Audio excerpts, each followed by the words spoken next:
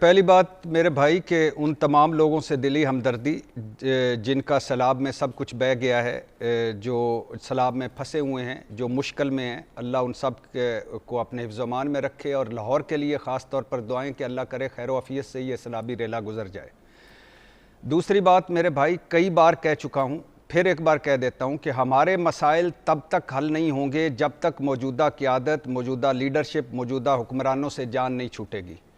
جب تک یہ ہیں تب تک ملک بھکاری رہے گا، عوام بنیادی انسانی حقوق سے محروم رہیں گے۔ لکھ لیں، جب تک یہ ہیں تب تک بارشیں نہیں ہوں گی تو لوگ مریں گے، بارشیں ہوں گی تو لوگ مریں گے، سیلاب زیادہ آیا تو لوگ مریں گے، سیلاب کم آیا تو لوگ مریں گے۔ ہمیں کھا گئیں ان کی بدنیتی، مس مینجمنٹ، نااہلیاں، نالائکیاں اور لٹ مار۔ ہمارے پاس سب کچھ ہے، کیا نہیں ہے؟ سنسیئر قیادت نہیں ہے اور ویژن نہیں ہے۔ 1947 سے میرے بھائی اب تک قابل ذکر 29 سیلاب آ چکے، ہر بار پہلے سے زیادہ تباہی۔ کیوں؟ کس نے ڈیم بنانے تھے؟ کس نے روکنا تھا کہ ندیاں نالے نہ بیچے جائیں اور اس پر گھر نہ بنائے جائیں؟ کس نے سیوریج سسٹم کو بہتر کرنا تھا؟ دریاؤں کی زمینوں پر کس نے روکنا تھا کہ 5-6 ہزار بستیاں اور ہاؤسنگ سوسائٹیز نہ بنیں؟ 2010 کا سیلاب آیا، ہم نے کیا سیکھا؟ 2022 کا سیلاب آیا، ہم نے کیا سیکھا؟ کیا تیاری کی؟ اور اب سیلاب جب گزر جائے گا، ختم ہو جائے گا تو ہم کیا سیکھیں گے، کیا تیاری کریں گے؟ کیا قدرتی آفتوں کے نقصانات سے بچا جا سکتا ہے؟ بالکل بچا جا سکتا ہے، لیکن کوئی بچائے تو؟ کیا قدرتی آفتوں سے لوگوں کو بچایا جا سکتا ہے؟ بالکل بچایا جا سکتا ہے اگر کوئی بچائے تو۔ بارشوں، سیلابوں، زلزلوں جس سے نپٹنے کے لیے کوئی حکمت عملی بنائی جا سکتی ہے؟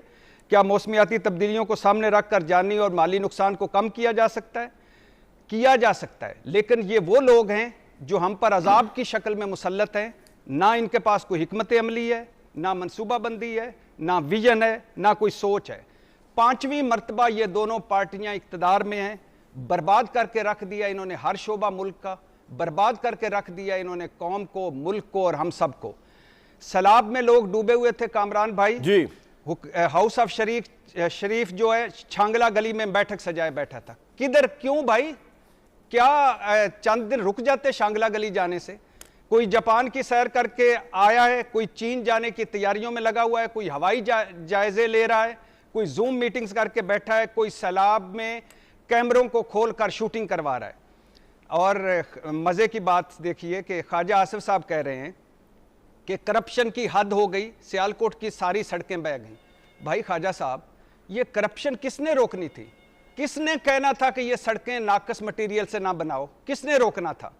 خواجہ صاحب کہہ رہے ہیں کہ ہر کام، جب بھی کوئی قدرتی آفت آتی ہے تو فوج آتی ہے، بالکل آتی ہے، اور ایک وہی ادارہ رہ گیا ہے، لیکن اور سیولین ادارے نہیں بنے۔ خواجہ صاحب کہہ رہے ہیں تو یہ سیولین ادارے کس نے بنانے تھے؟